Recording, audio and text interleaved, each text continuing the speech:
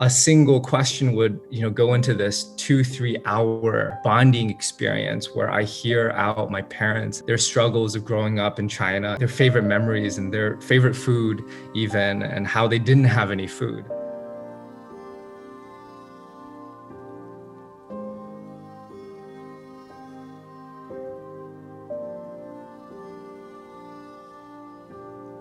What are the most important lessons you want to pass on to the next generation? What's your most precious memory? What were you doing when you were my age? What's the best advice you've ever gotten? What's something that always brings you joy?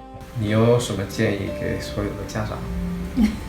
给所有的家长，我觉得最重要的第一就应该是不要跟自己的孩子对立，要跟他们交朋友，就好像你跟他是平等的。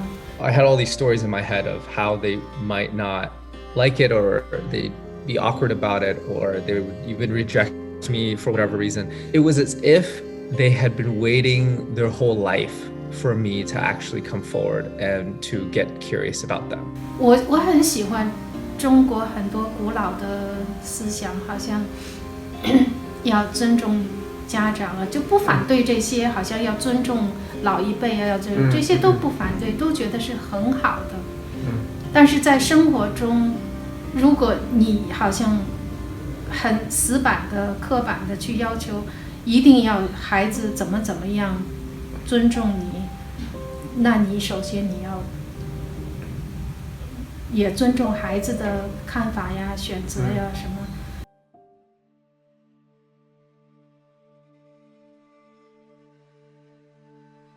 I kind of had these two cultural positions at odds, where at school I desperately wanted to fit in, but then at home my parents, operated in their culture. I was bullied in middle school, and that just caused me to reject my parents. I was like, okay, I need to kind of go into this world, rejecting their love, not knowing how to receive their love, not knowing how to give them love. I never hugged them. Them speaking to me was probably like walking through a minefield where anything could have triggered some explosion.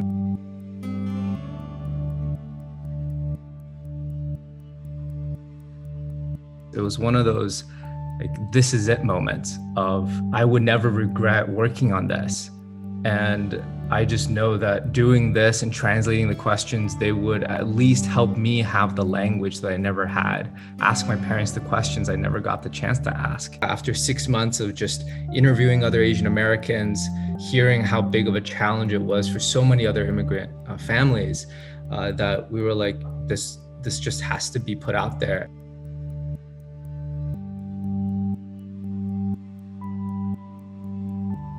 I asked my mom the simplest question of, what was your favorite food growing up? It was a good 3 hours where she started telling me about, well, first of all, I didn't have any food growing up. All she ate was this porridge that was like grain plus water.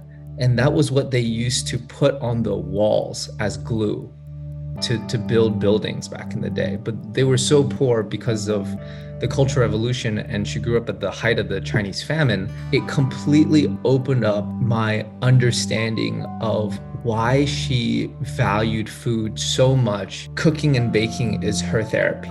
She loves doing it. She loves doing it for other people. She would always give me way too much food, pile it onto my plate. I used it as an excuse to lash out at her. I'd be like, Mom, how many times did I tell you I can't eat all of this food? And I didn't understand why until she shared just how precious it was to have anything. And later on in life, how precious it was to be able to feed someone else. This was her way of saying, I love you. And what clicked was, I never really understood why my mom loved giving my neighbors so much food. So she'd go downstairs and just have my dad feed the neighbors. It was her way of just giving back to the world.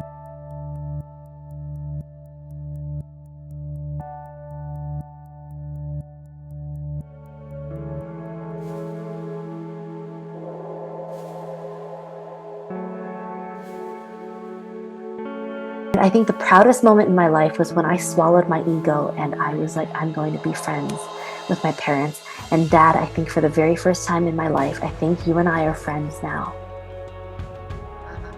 And that's probably the proudest moment of my life. And and so you said that. I said that and I recorded it on Zoom.